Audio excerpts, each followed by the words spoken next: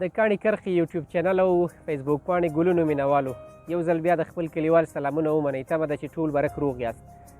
مینوالو په نننۍ کاڼي کرښه کې غواړم درته ووایم چې زموږ ستاسې په ژوند کې چې هر څه پیښیږي بېشک هغه زموږ ستاسو په خیر دی. الله جل جلاله په قرآن عظیم شان کې فرمایي چې ډېری هغه حالتونه چې تاسې فکر کوئ چې په هغې کې ستاسو خیر دی هغې کې شر وي. ډېری هغه حالتونه چې برعکس تاسې فکر کوئ چې په هغې کې ستاسو دپاره شر دی ظاهرا شر معلومیږي ولې په هغې کې ما درته خیر اچولی وي. نو په همدې اړه یوه عجیبه کیسه ده، ډېره له پنده ډکه کیسه ده. تمه ده چې تاسو به ویډیو تر پایه راسره وګورئ. تاسو ویل کېږي چې یو وخت یو پاچا و او د پاچا یو وزیر درلود. وزیر نهایت هوښیار و. نو خلکو به د پاچا په نسبت د وزیر ډېر قدر کوو. همغه و چې د پاچا سره بخل پیدا شو، یو ډول کینه له وزیر سره پیدا شو او فکر یې وکړ چې څنګه کېدلی شي چې زه پاچا یم زما خلک دومره قدر او درناوی نه کوي لکه څنګه چې زما د وزیر قدر او درناوی کېږي. همغه و چې یوه ورځ پاچا وغوښتل چې وزیر ووژني، له منځه یوسي. نو وزیر ته یې وویل چې زه ته یو ځای علمي سفر لرو، غواړو چې کوم چېرته لاړ شو. او د چکر یا د سفر کولو په بانه باندې وزیر له ځان سره واخیست تر څو کوم ځای مناسب وګوري او دا له منځه یوسي. لاره کې یوې برخې ته چې رسیږي وزیر د جیب نه چاقو راوباسي. نو پاچا فکر کوي چې لکه چې وزیر اوس ما وژني، خو اصلي خبره داسې نه وي. وزیر ډېر هوښیار نو دا فکر کوي چې سفر کېدلی شي وګوري له ځان سره چې دا مڼې اخیستې دي په پیټي کې او مڼې ورسره دي. نو مڼې راوباسي پاچا ته ورکوي چې پاچا ته به وږی شوی دا مڼه واله ویې خوره. پاچا چې مڼه اخلي نو وزیر چاقو ورکوي چې په دې سپینه کړه. په دې وخت کې پاچا چې کله مڼه سپینوي نو لاس یې ژوبل کېږي، لاس یې وینې کېږي. خو په هر صورت پاچا نورم په غوسه کېږي او فکر کوي چې اوس هر څومره زر یوه موقع پیدا شي چې وزیر له منځه یوسي. خو بالاخره مخکې ځي او لاره کې یوې څا ته رسېږي، کوهي ته رسېږي. پاچا وزیر ته وایي چې زه تږی شوی یم او غواړم چې اوبه وڅښم. ګوري چې د څا څخه یا له کوهي څخه د اوبو راخیستلو هېڅ کومه وسیله نشته دی. همغه دی چې پاچا وزیر ته وایي چې ته داسې وکړه چې زما له خطره کوهي ته کېوځه، دا اوبه راواخله او چې زه یې وڅښم. په دغه وخت کې وزیر کوشش کوي چې کوهي ته ښکته شي، سا ته ښکته شي، خو پاچا یې له اخره د خپې نه نیسي او لاندې یې کوهي ته خطا کوي. مخکې له دې چې وزیر کوهي ته خطا شي کله چې د پاچا لاس ژوبل کېږي نو پاچا سخت په غوسه کېږي، خو وزیر ورته وایي چې پاچا په دې کې به دې خیر وي. نو پاچا نورم په غوسه کېږي چې په دې کې زما څنګه خیر دی، دې کې به مې څه خیر وي، زما خو لاس ونیسه.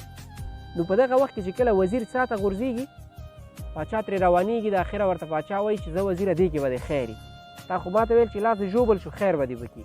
نو د پاچا له ریشخنده ورته وویل چې زه په دې کې به ستا خیر وي.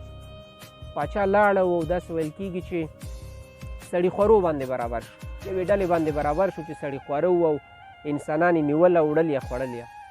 خو د دوی یو قانون داسې و چې هغه څوک چې د هغه به د بدن کوم عضو کوم غړی ژوبل شوی نو هغه ته به یې څه نه ویلې. کله چې پاچا یې ونیو دا نو ډېر سپین پوستی مو په اصطلاح یو ډول ظاهري قیافه یې جوړه وه، لباس یې ظاهري جوړ چون پاچا و. نو دی له ځان سره ویوړ. کله چې خپلو مشرانو ته ویوړ او هلته یې کېنو نو پرېکړه یې وکړه چې اوس باید خپل کار شروع کړي، په اصطلاح پاچا باید وخوري. خو په دغه وخت کې هغه کوم د دوی کاري ټیم چې دی یو چا ته وظیفه ورکول کېږي چې پاچا وګوري یا دا شخص وګوري چې کوم ځای خو یې نه دی ژوبل شوی. نو کله چې د هغه پام کېږي د پاچا لاس ژوبل شوی نو هغوی تصمیم نیسي چې نه دا شخص موږ نه خورو ځکه د ده لاس ژوبل شوی. دا زموږ د قانون خلاف دی چې یو څوک د ژوبل شوی او موږ د هغه وخورو، هغه دې ووژنو. نو پاچا بیرته په اوږه ټپوي ورته وایي چې زه وروره لاړ شه په خپله مخه دی او ته زموږ د خوراک نه یې. پاچا ځان سره فکر کوي چې رښتیا هم کله چې زما لاس ژوبل شو غوڅ شو نو ما ته وزیر ویل چې په دې کې به دې خیر وي، خو زه ورته نورم په غوسه شوم. دې کې خو رښتیا هم زما خیر وګوره که چېرې زما لاس نه وی ژوبل شوی نو اوس به دې خلکو زه خوړلی وی.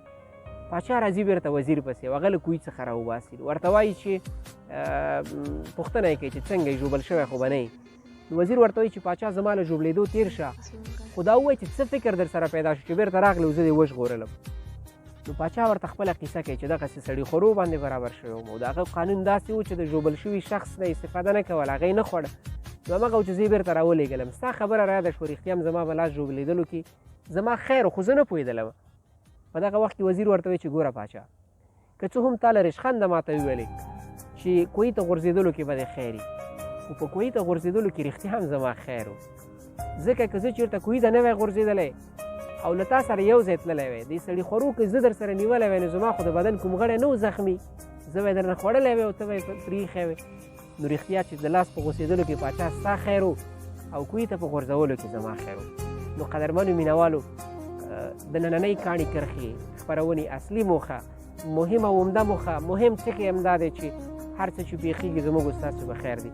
تمه د ویډیو به مو خوښه شوې وي، له نورو ملګرو سره یې هم شریکه کړئ. نړۍ مننه.